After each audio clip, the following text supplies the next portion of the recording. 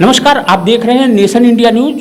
मैं चंद्रभूषण पांडे और इस समय मैं महाकुंभ प्रयागराज में हूं, जहां का चर्चा आप रामायण में भी सुनते होंगे कि यहां भरद्वाज ऋषि श्री रामचंद्र जी से मिले थे और उनका स्थान यहां पे था भरद्वाज जी का।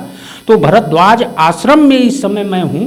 प्रशांत गोस्वामी जी मेरे साथ हैं, इनसे बात करेंगे यहाँ आश्रम के बारे में कि ये कब से बना हुआ है, क्या प्रसिद्धि है।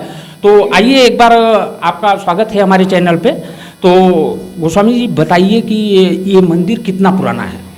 ये मंदिर की प्राचीनता और भव्यता तो हम बता पाएंगे, लेकिन कितना पुराना ये नहीं बता पाएंगे, क्योंकि हमारे पिताजी दादा परदादा के समय का ये आश्रम है जहाँ आज आप आए हुए हैं जी।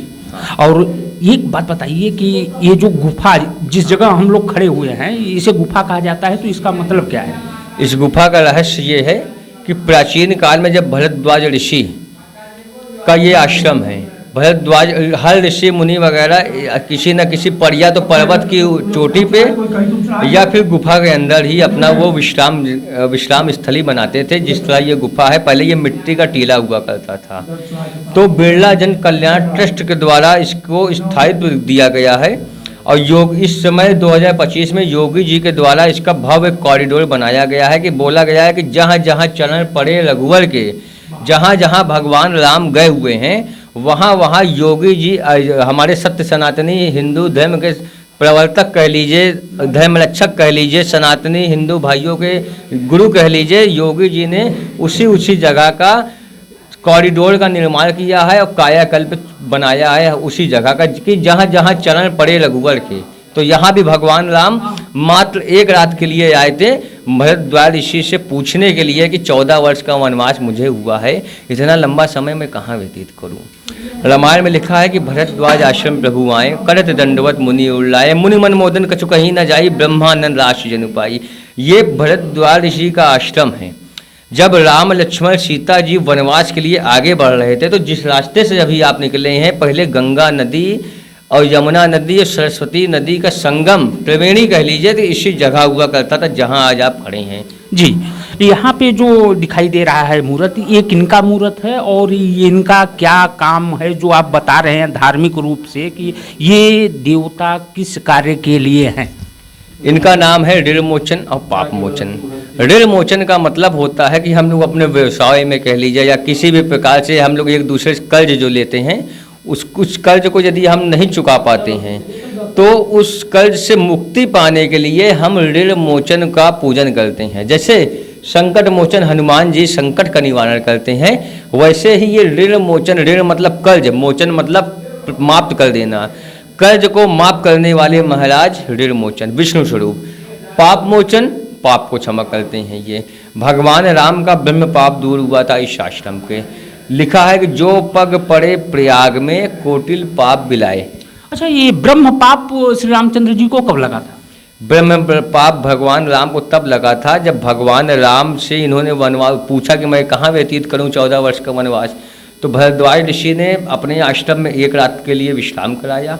अगले दिन प्रातः काल ब्रह्म मुहूर्त में भरद्वाज ऋषि ने राम भगवान को बोला कि हे गुरुवर, आप 14 वर्ष का वनवास यहाँ से चित्रकूट के लिए बताइए। वनवास काल में ही भगवान राम राक्षसों का संहार करते हुए जब उन्होंने ब्राह्मण रावण को मारा था, रावण पृथ्वी का सबसे बड़ा ब्राह्मण था, उनको ब्रह्म हत्या का पाप लगा। जी जी, यही बात मैं समझना चाहता था आपसे।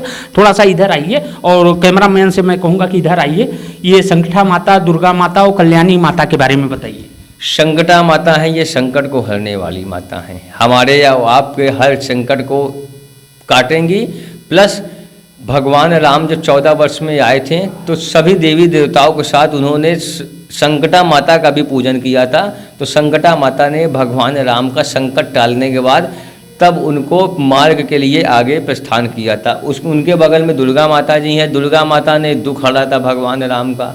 कल्याणी माता ने कल्याण का आशीर्वाद दिया। तब भगवान राम इस भरद्वाज आश्रम से 14 वर्ष के वनवास के लिए चित्रकूट को गए थे। एक हमने स्लोगन बताया आपको कि जो पग पड़े प्रयाग में कोटिल पाप बिलाए। इस प्रयागराज की पावन धरती पे मात्र पग धरने से त्रिवेणी माँ संगम और भरद्वाज ऋषि हर तरह के पापों को नष्ट करते हैं। जी। अच्छा, थोड़ा सा आगे बढ़ते हैं। ये रामचरण पादुका, तो ये जो पादुका रखा हुआ है, ये लिखा हुआ है रामचरण पादुका, इसका मतलब क्या है? ये श्री राम जी का चरण पादुका है। ये भरत जी अयोध्या से लेके आए थे भरद्वाज ऋषि के आश्रम में, इन्होंने अपने हाथों से यहाँ पे स्थापित किया था। जी, लोग बताते हैं कि भरत जी ले जाके उसे सिंहासन पे रखे थे और वहाँ पे राज किया करते थे। तो यहाँ पे अगर वो खड़ाऊ रह गया तो वहाँ पे क्या लेके गए थे? जैसा कि हमने बताया आपको, जहाँ जहाँ चरण पड़े रघुवर के, इसका मतलब ये थोड़ी ना है कि भगवान यहाँ आए हैं तो वहीं रुक गई हैं। तो जहाँ ये देव दरबार, राज दरबार, देव आंगन है, जहाँ से भगवान गुजर गए तो वहाँ उनका प्रतीक चिन्ह अपने आप मौजूद हो जाता है। उसी तरह ये खड़ा हुआ भगवान राम का देख रहे हैं, तो भगवान भरत जी अपने सर के ऊपर ऐसे करके लेके आए थे। क्यों लेके आए थे? क्योंकि उनको स्वयं राजा वहाँ का नहीं बनना था। भगवान राम का प्रतीक चिन्ह था चरण पादुका, उस चरण पादुका के ही वे नमन वंदन करते थे। और हर जगह घुमाने के बाद हम लोग किसी एक चीज़ को उठा के ऐसे रख के पूजा नहीं करते हैं, उसको 10 जगह घुमाएंगे और हर जगह का धर्म में घुमाने के बाद उसका जब उसके अंदर उस जगह, उस चाहे चरण पादुका हो, मूर्ति हो, प्राण प्रतिष्ठित करने के लिए कोई भी चीज़ हो, जब 10 धर्म की जगह जाएंगे तो उसके कुछ कुछ अवशेष उसमें आते जाते हैं। उसके बाद अपने जगह पर रख के तब हम उनको प्रतीक के चिन्ह में मानते हैं। तब भरत जी ने चरण पादुका अपने अयोध्या में रखा था, तब उससे उनका सिंहासन आगे चढ़ा। जी, आगे बढ़ते हैं। ये चतुर्भुजी नारायण, याज्ञवल्क महर्षि, अन्नपूर्णा माता, इनके बारे में बताइए। ये चतुर्भुजी नारायण हैं, इनका पूजन करने से ये चारों दल बल के साथ आपके साथ रहते हैं। ये विष्णु स्वरूप है। चतुर्भुजी मतलब जिनका 4 हाथ हो, चतुर्भुजी मतलब 4 हाथों वाले, 4 मुख वाले ब्रह्मा जी।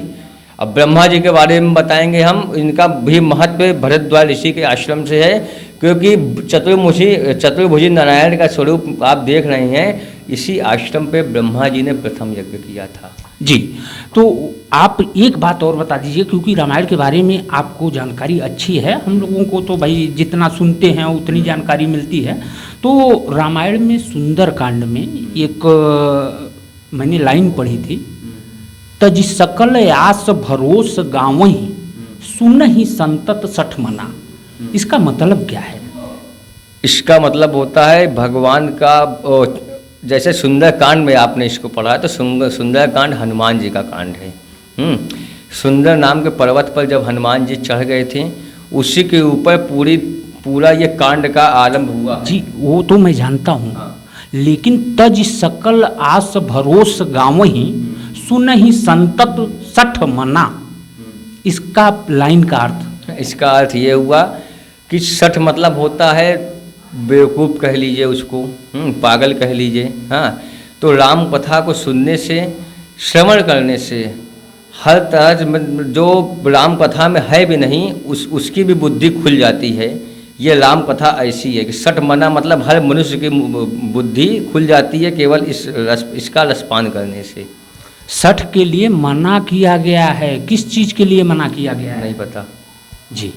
तो इस समय मैं महर्षि भरद्वाज ऋषि के आश्रम में हूँ और गुफा में हूँ, जो कि आप देख रहे थे कि अभी पंडित जी सब कुछ बता रहे थे यहाँ के बारे में। और अगर आप कभी भी आते हैं यहाँ पे तो भरद्वाज ऋषि आश्रम में दर्शन करने आइए, आपको बहुत सुकून मिलेगा और बहुत ही भव्य स्थान है और कॉरिडोर तो बन रहा है, आप लोगों को हम दिखाते हैं। तो इसी के साथ कैमरामैन अरुण के साथ चंद्रभूषण पांडे, प्रयागराज, उत्तर प्रदेश।